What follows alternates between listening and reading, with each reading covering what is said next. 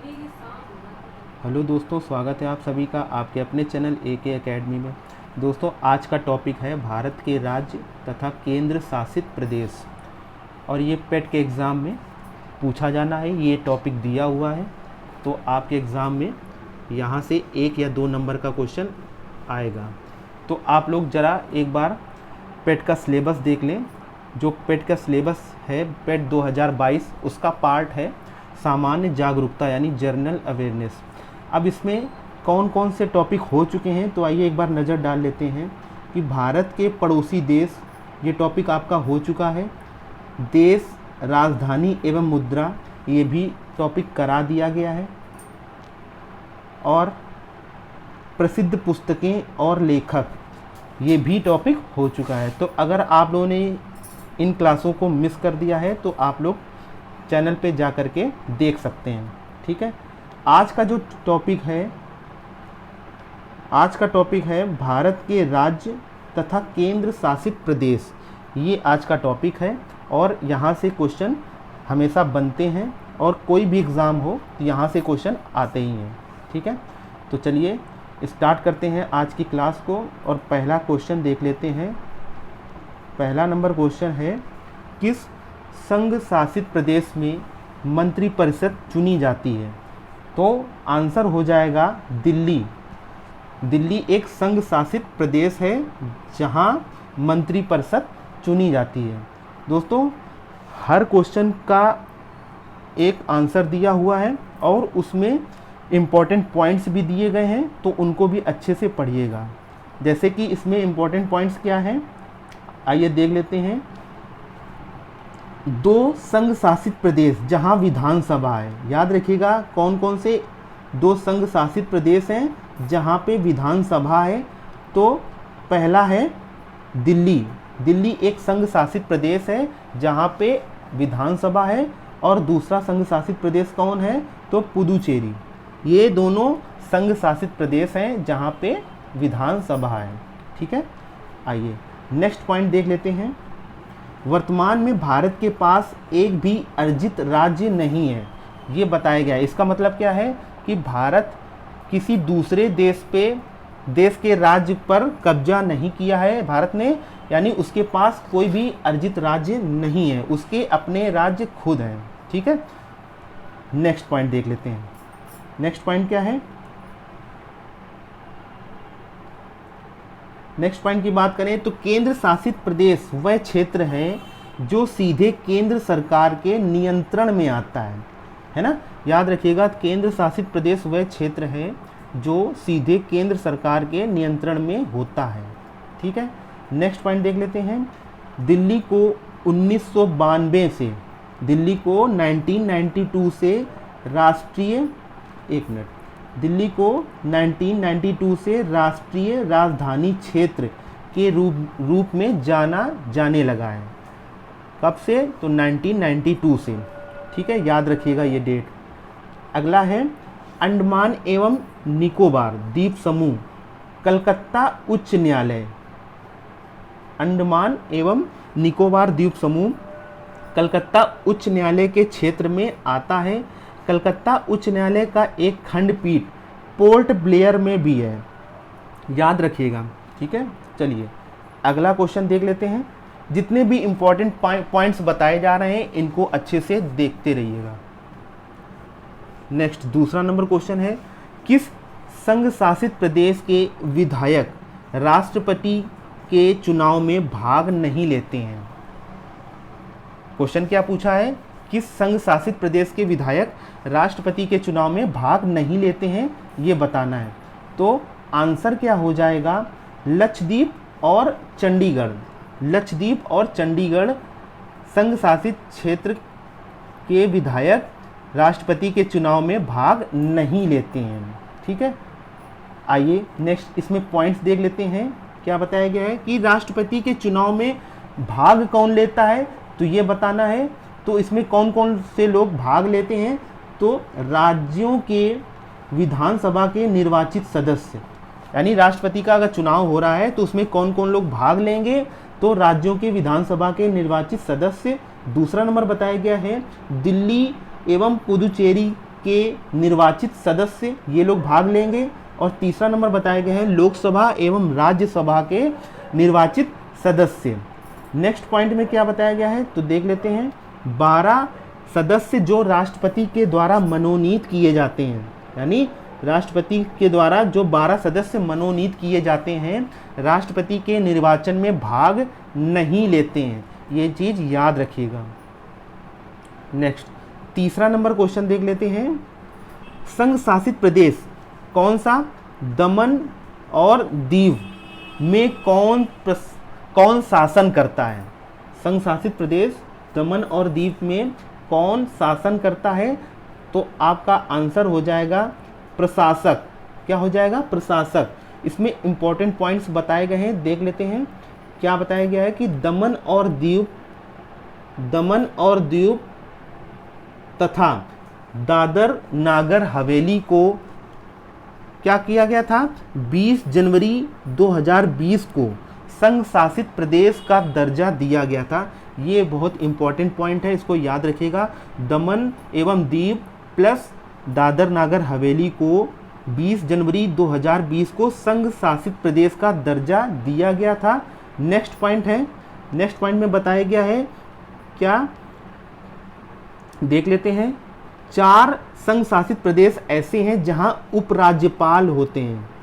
याद रखिएगा 4 ऐसे संघ शासित प्रदेश हैं जहां पे उपराज्यपाल होते हैं। तो कौन कौन से होते हैं, कौन कौन से ऐसे संघ शासित प्रदेश हैं तो देख लेते हैं। पहला नंबर दिल्ली है, दूसरा है पुदुचेरी, तीसरा है अंडमान निकोबार और चौथा है जम्मू एंड कश्मीर। यहाँ पे ये 4 ऐसे संघ शासित प्रदेश हैं जहाँ पे उपराज्यपाल होते हैं। चलिए नेक्स्ट पॉइंट और बताया गया इसमें कि 4 संघ शासित प्रदेश ऐसे भी हैं जहाँ पे प्रशासक होते हैं। प्रशासक होते हैं तो देख लेते हैं कौन कौन से हैं। तो पहला संघ शासित प्रदेश है लक्षद्वीप, दूसरा है दमन एवं दीव प्लस दादर नागर हवेली, तीसरा है लद्दाख, चौथा है चंडीगढ़।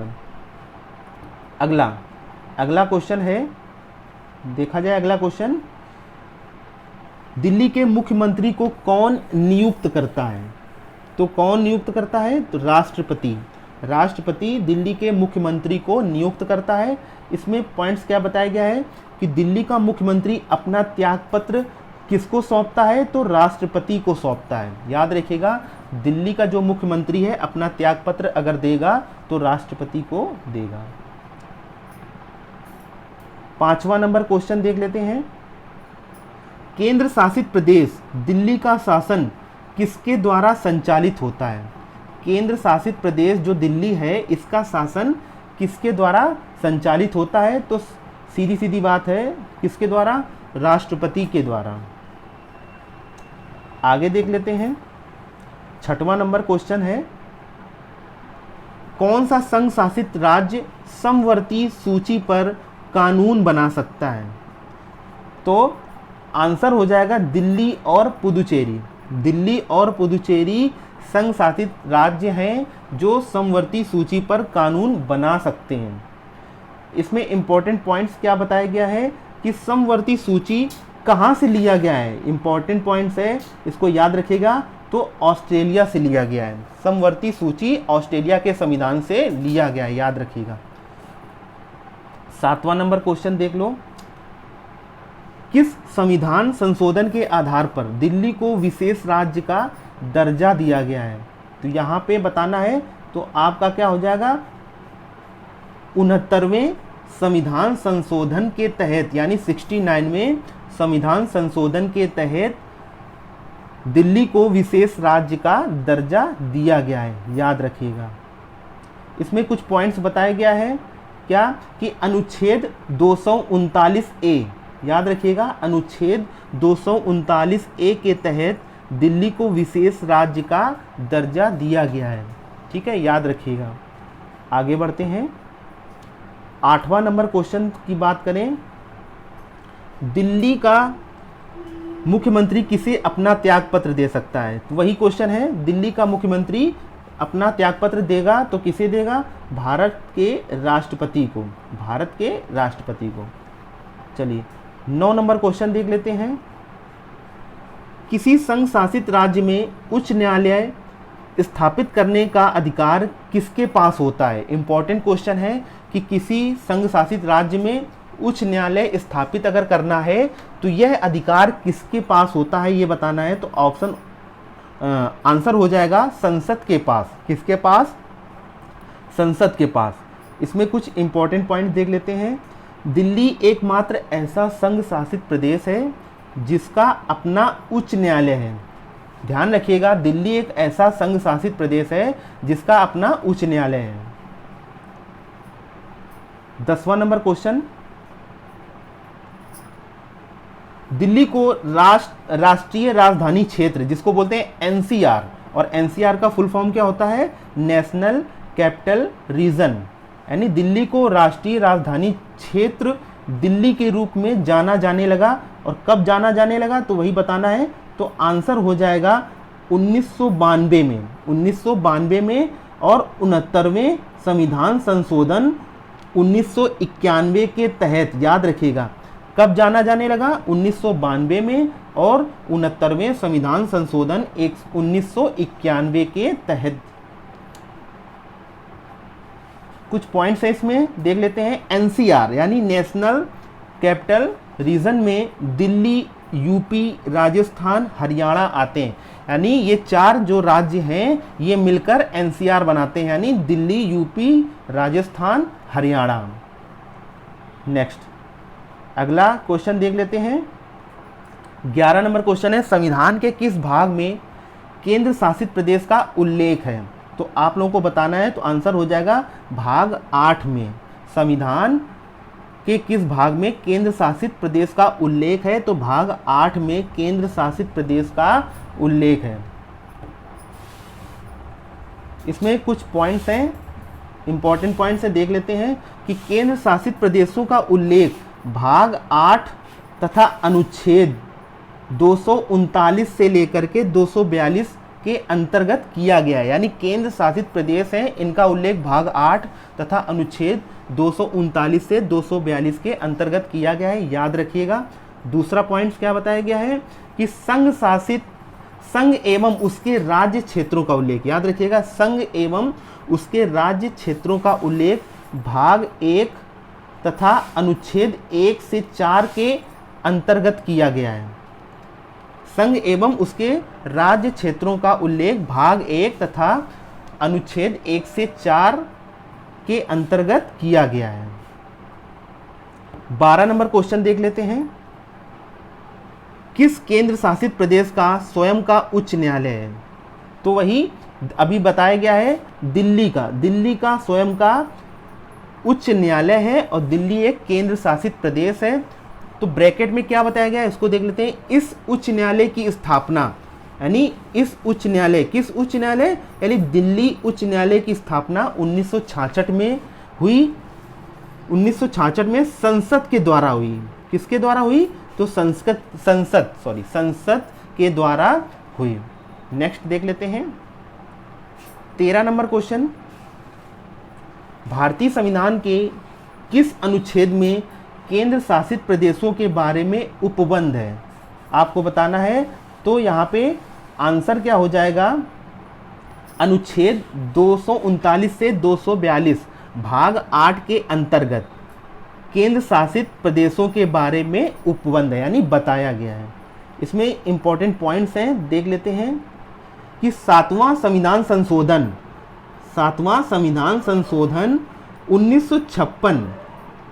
1956 ईस्वी में हुआ था। याद रखिएगा 7वां संविधान संशोधन कब हुआ था? तो 1956 ईस्वी में हुआ था। इसमें क्या हुआ था ये बताना है। इसके तहत 14 राज्य, 6 केंद्र शासित प्रदेश हुए थे। यानी 7वां संविधान संशोधन जब हुआ था तो कब हुआ था? 1956 ईस्वी में हुआ था। इसके तहत 14 राज्य तथा 6 केंद्र शासित प्रदेश हुए। और क्या बताना है इसमें इंपॉर्टेंट पॉइंट देख लेते हैं। और इस संशोधन के तहत संविधान के भाग का एवं भाग खा को समाप्त कर दिया गया, यानी भाग का और भाग खा को समाप्त कर दिया गया। नेक्स्ट पॉइंट बताया गया है, इसके साथ ही भाग गा के राज्यों को खत्म कर दिया गया। इसके साथ ही यानी संविधान संशोधन, 7वां संविधान संशोधन जो है, इसके साथ ही भाग गा के राज्यों को खत्म कर दिया गया। आगे देखते हैं 14 नंबर क्वेश्चन है, 14 नंबर क्वेश्चन, किस संविधान संशोधन के तहत केंद्र शासित प्रदेश दिल्ली को विशेष हैसियत प्रदान की गई? तो आप लोग जानते हैं 69वें संविधान संशोधन 1991 के तहत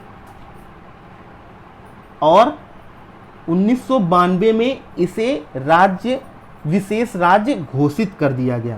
तो यही बताया गया है कि 69वें संविधान संशोधन 1991 के तहत दिल्ली को विशेष हैसियत प्रदान की गई, विशेष राज्य का दर्जा दिया गया, और 1992 में इसे विशेष राज्य घोषित कर दिया गया। याद रखिएगा। नेक्स्ट 15 नंबर क्वेश्चन देख लेते हैं। लक्षद्वीप केंद्र शासित प्रदेश किसके अधीन है? वो बताना है। तो किसके अधीन है? तो केरल उच्च न्यायालय के अधीन है। कुछ इसमें इंपॉर्टेंट पॉइंट्स देख लेते हैं। अंडमान एवं निकोबार कोलकाता उच्च न्यायालय के अधीन है। ये चीज़ें याद रखनी है। अंडमान एवं निकोबार कोलकाता उच्च न्यायालय के अधीन है। और देख लेते हैं और क्या बताया गया है। दादर नागर हवेली एवं दमन द्वीप, दादर नागर हवेली एवं दमन द्वीप मुंबई उच्च न्यायालय के अधीन है। याद रखिएगा किसके अधीन है? मुंबई उच्च न्यायालय के अधीन है। आगे देख लेते हैं। केरल का उच्च न्यायालय एर्नाकुलम में स्थित है। याद रखिएगा केरल का जो उच्च न्यायालय है एर्नाकुलम में स्थित है। नेक्स्ट 16वां नंबर देख लेते हैं।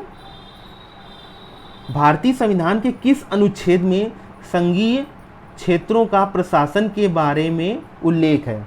तो आप लोग बताएंगे अनुच्छेद 239 में। अनुच्छेद 239 ए नहीं है, याद रखिएगा, सिर्फ अनुच्छेद 239 में भारतीय संविधान के संघीय क्षेत्रों का प्रशासन के बारे में उल्लेख किया गया है।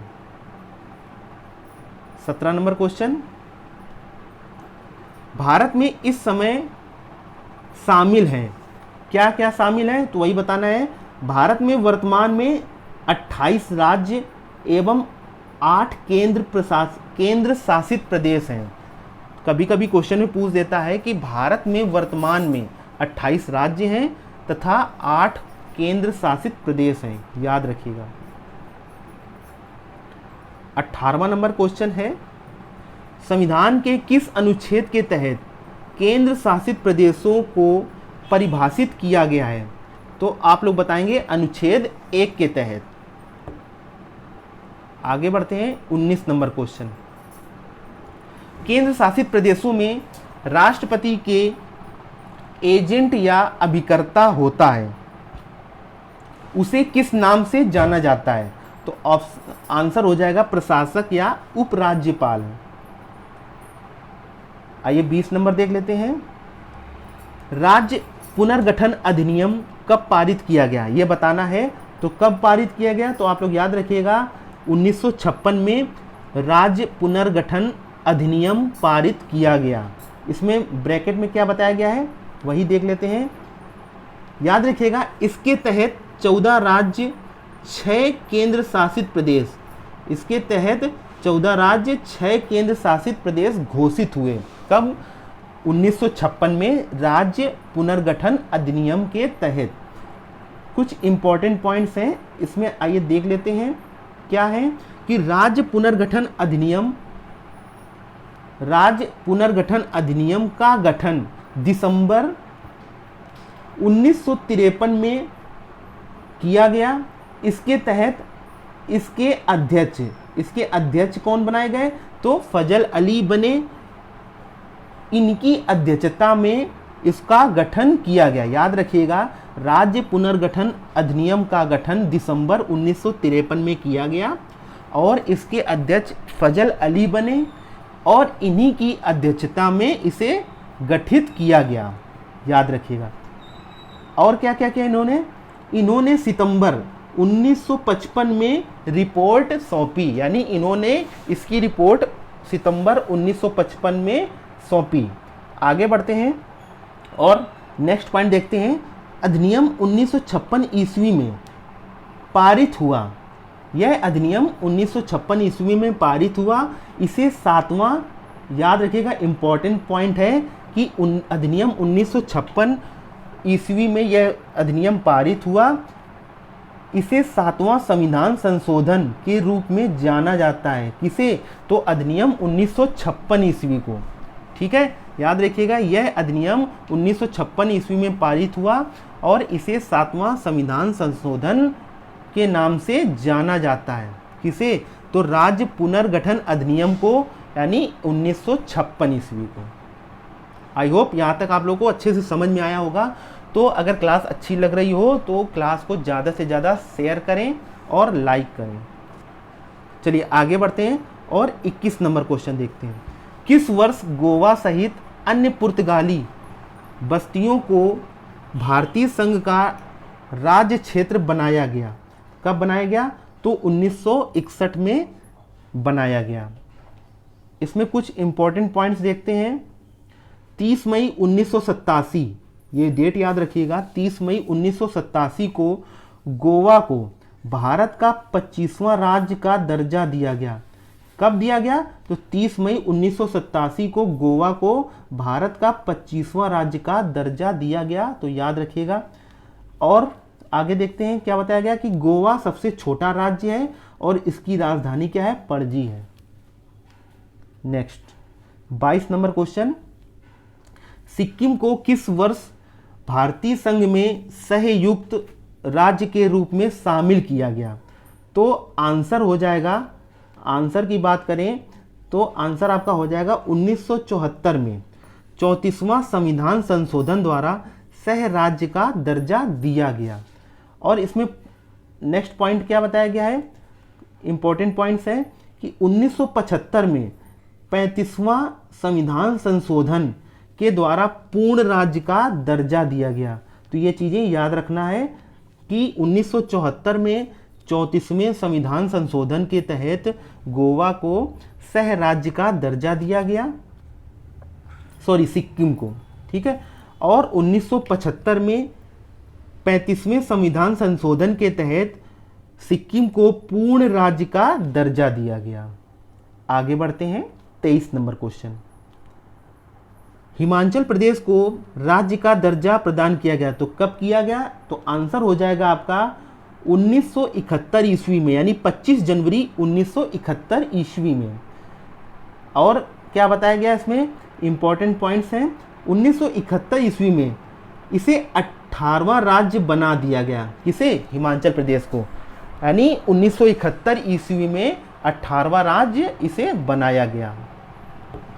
24 नंबर क्वेश्चन आइए देख लेते हैं। 24 नंबर क्वेश्चन।